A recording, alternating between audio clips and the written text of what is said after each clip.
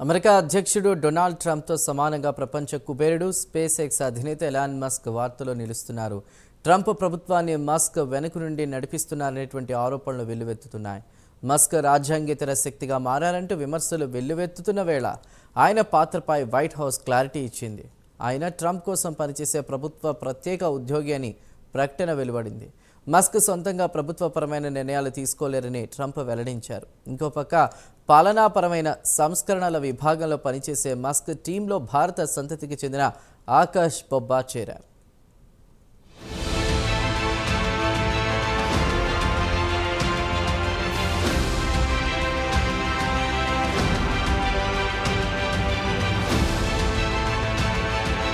America అధ్యక్ష ఎన్నికల్లో Elon Musk దగ్గరుండి ట్రంప్కి సంపూర్ణ మద్దతు అందించారు. స్వయంగా ప్రచారంలోనూ మస్క్ పాల్గొన్నారు. అధ్యక్ష ఎన్నికల్లో విజయం సాధించిన వెంటనే అధ్యక్ష హోదాలో తన పాలక వర్గంలోకి మస్క్ను ట్రంప్ తీసుకున్నారు. పాలనాపరమైన సంస్కరణల విభాగం డోజ్కి హెడ్గా నియమించారు. ప్రభుత్వ వ్యవస్థలో సమూల మార్పులు, ప్రభుత్వ శాఖలో వృధా ఖర్చులు తగ్గించడమే లక్ష్యంగా ఇది పనిచేస్తుందని ట్రంప్ పేర్కొన్నారు. అయితే ఆయన పాలనలో మస్క్ జోక్యం ఎక్కువవుతోందని విమర్శలు వస్తున్నాయి.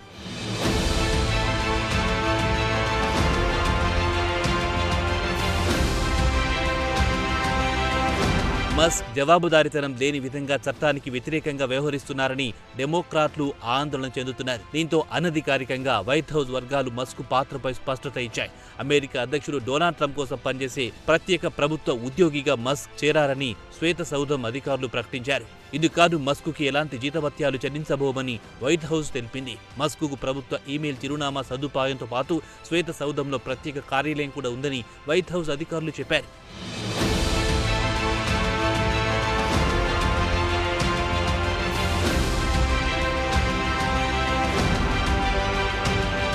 శ్వేత సౌధంలో ప్రత్యేక ఉద్యోగులను సాధారణంగా 130 రోజుల కాల పరిమితితో నియమిస్తుంటారు.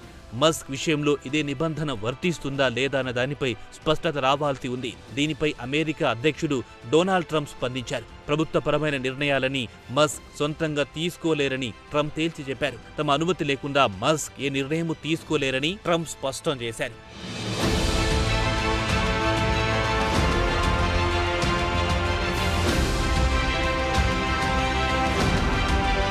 ఇంకోపక్క డిపార్ట్మెంట్ ఆఫ్ గవర్నమెంట్ ఎఫిషియన్సీ అధిపతి హోదాలో ఎలాన్ మస్క్ చాలా వేగంగా పనిచేస్తున్నారు. తన విభాగంలో పనిచేసేందుకు 6 యువ ఇంజనీర్లను ఉద్యోగులుగా నియమించారు. వీరంతా 19 నుంచి 24 ఏళ్ల లోపు వారు కావడం గమనార్హం. ఎడ్వర్డ్ కొరిస్తీన్, ల్యూక్ ఫారిటర్, గౌటియార్ కోల్కిలియాన్, గావిన్ క్లిగేర్, ఇథాస్ షావోత్రస్, రాహుల్ బొబ్బని నియమించారు.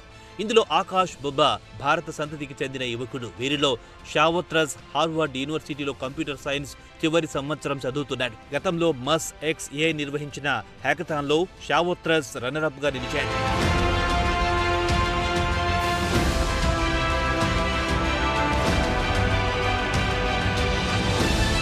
ఈ 6 కొందరు ఇటీవలే కాలేజీ విద్యను పూర్తి చేసుకోగా ఇంకొకరు చదువుకుంటున్నారని తేలింది. ప్రభుత్వ పాలన వ్యవహారాలకు సంబంధించి ఎలాంటి అనుభవం లేని వీరిని డోజ్ ఉద్యోగులుగా నియమించడం అమెరికాలో చర్చనీయాంశంగా మారింది. అమెరికా ప్రభుత్వానికి సంబంధించిన సున్నితమైన డేటాను తెలుసుకునేందుకు డోజ్కు అనుమతి ఉన్న నేపథ్యంలో ఈ యువ ఉద్యోగుల నియామకాలపై ఆందోళన వ్యక్తమవుతున్నది. ఆఫీస్ ఆఫ్ పర్సనల్ మేనేజ్మెంట్లో నిపుణుడైన Akash Bobba bridge water associates లోనూ కొంతకాలం పనిచేశాడు.